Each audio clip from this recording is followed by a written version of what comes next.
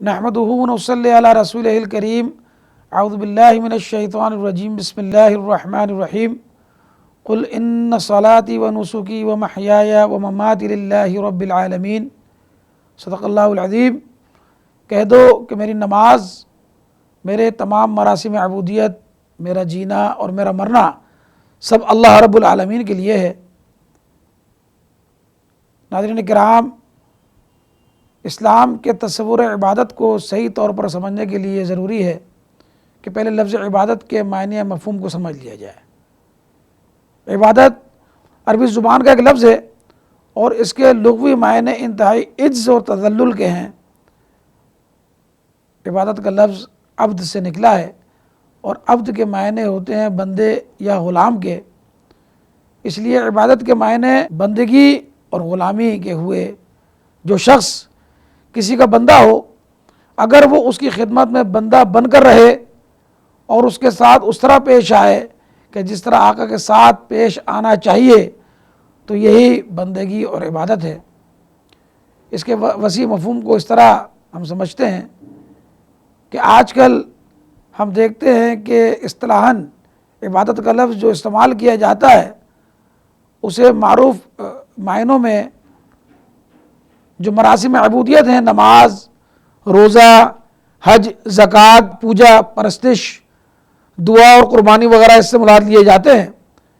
اخلاقی معاملات اور دیگر زندگی کے معاملات اس میں شامل نہیں سمجھے جاتے۔ اسلام سے پہلے کہ جو امتیں گزریں ان میں بہرحال یہ تھا کہ جو وہ مراسم عبودیت ادا کرتے تھے وہی عبادت کہلایا جاتا تھا، لیکن اسلام میں عبادت کے اس محدود مفہوم کو ختم کر دیا گیا اور بتایا کہ بندوں کے حقوق کی ادائیگی بھی عبادت میں داخل ہے، لیکن بندوں کے حقوق جو اللہ نے اس پر عائد کیے ہیں اگر ادا نہ کیے جائیں تو وہ مراسم عبودیت جو وہ ادا کرتا ہے وہ بھی عبادت میں شمار نہ ہوں گے۔ قرآن مجید میں ایک سے زیادہ مقامات پر عبادت کے اس پہلو کو اجاگر کیا گیا ہے۔ ارشاد باری تعالیٰ ہے، وَاعْبُدُوا اللَّهَ وَلَا تُشْرِكُوا بِهِ شَيْئًا وَبِالْوَالِدَيْنِ إِحْسَانًا وَبِذِي الْقُرْبَى وَالْيَتَامَى وَالْمَسَاكِينِ والجار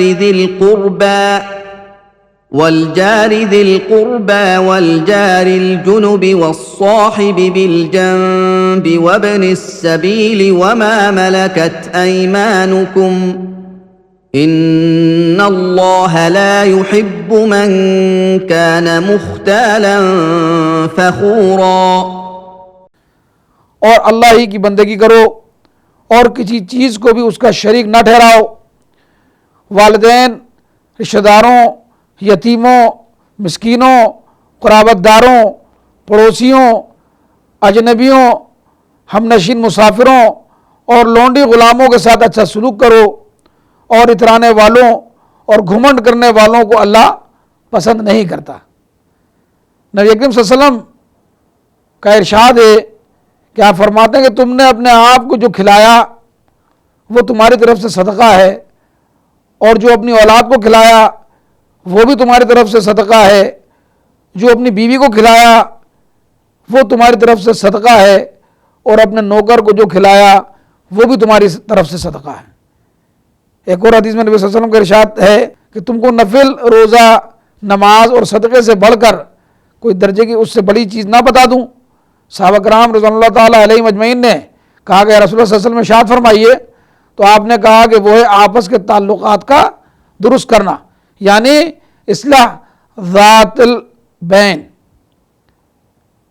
ایک اور جگہ نبی صلی اللہ علیہ وسلم فرماتے ہیں کہ اتنا ہی نہیں بلکہ ایک دوسرے کو دیکھ کر مسکرا دینا، گونگے کو سنا دینا، اندھے کو راہ دکھا دینا بھی اسلام میں نیکی اور صدقہ ہے۔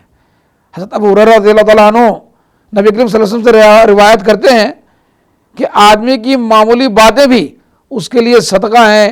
مثلاً انصاف کی بات کہنا، آدمی کو اس کے جانور پر سوار کرا دینا یا اس کے سامان کو لاد دینا، بھلی بات کہنا، نماز کے لیے پیدل چل کر جانا اور راستے سے تکلیف دہ چیز کا ہٹا دینا وغیرہ وغیرہ۔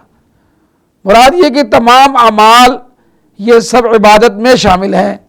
گویا کہ ہم آسان الفاظ میں کہہ سکتے ہیں کہ ہماری ہر جنبش، ہماری ہر حرکت اگر وہ اس حد کے اندر موجود ہو جو اللہ سبحانہ و تعالیٰ کے بتائے ہوئے طریقے کے مطابق ہے، اور اگر وہ اس طریقے سے ہو جو نبی کریم صلی اللہ علیہ وسلم کے اسوے کے مطابق ہے، تو ہمارا حل فعل جو ہے وہ عبادت شمار کیا جائے گا۔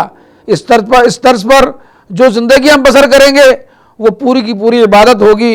ایسی زندگی میں ہمارا کھانا بھی عبادت، ہمارا پینا بھی عبادت، ہمارا چلنا بھی عبادت، ہمارا پھرنا بھی عبادت، ہمارا سونا عبادت، ہمارا جاگنا عبادت، ہماری شادی بیاہ عبادت، ہماری روزی کمانا عبادت، راستے سے کوئی پتھر ہٹا دینا عبادت، اور خدمت خلق بھی، سچ بولنا، وعدے کی پابندی کرنا، جھوٹ سے بچنا، غیبت نہ کرنا، یہ سب کے سب، حتیٰ کہ اپنی بیوی کے پاس جانا بھی عبادت اور بچے کو پیار کرنا بھی عبادت، یعنی پیدا ہونے سے لے کر اور مرنے تک زندگی کا ایک ایک لمحہ عبادت ہے، اور اس کا علیحدہ سے کوئی وقت مقرر نہیں۔ اللہ سبحانہ و تعالیٰ سے دعا ہے کہ اللہ تعالیٰ ہمیں اپنا حقیقی فرمانبردار بندہ بنائے۔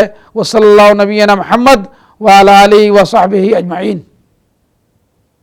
اللہم صلی علی سیدنا محمد وعلی آلہ وصحبہ وسلم۔ اللہم صلی علی سیدنا محمد وعلی آلہ وصحبہ وسلم۔